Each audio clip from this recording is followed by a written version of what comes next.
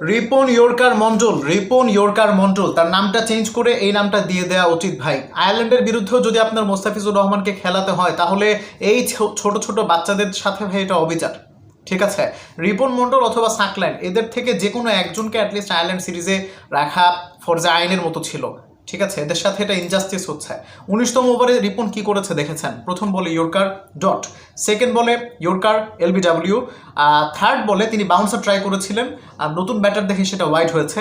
Third বল পরে genuine যেটা করেছেন সেটাও বোধহয় ইয়র্কারই করেছিলেন। এবং কি হয়েছে, আচ্ছা চতুর্থ বলে কি করেছিলেন? চতুর্থ বলে বোধহয় ইয়র্কার করার ট্রাই করেছিলেন, ইয়র্কার হয়েছে। পঞ্চম বলে বোধহয় ইয়র্কার করেছিলেন, অর্থাৎ 19তম ওভারে তিনি কতগুলো ইয়র্কার করেছিলেন ভাই? আর ষষ্ঠ বলে ইয়র্কার করার ট্রাই করেছেন, ফুল টস হয়েছে।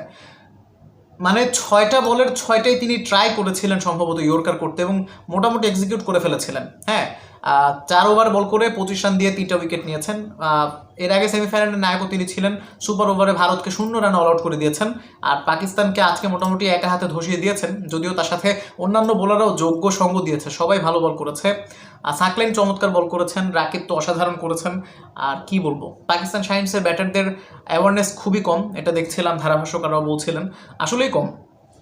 আসলেই কম। হ্যাঁ, আর আমাদের এদিক থেকে আমাদের মনে হয়েছে আমাদের এই যে এই টিমে যারা খেলছে এদের মোটামুটি বোধ বুদ্ধি ভালো আজকে দেখেছি।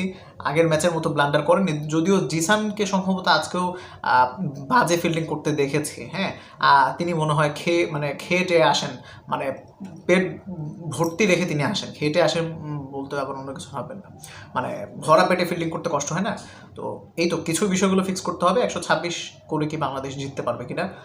আমার তো মনে হয় ইনশাআল্লাহ তাহলে জিতে যাবে। আপনি কি মনে করছেন অবশ্যই কমেন্ট করবেন। খেলা মনে হয় শুরু হয়ে গেছে।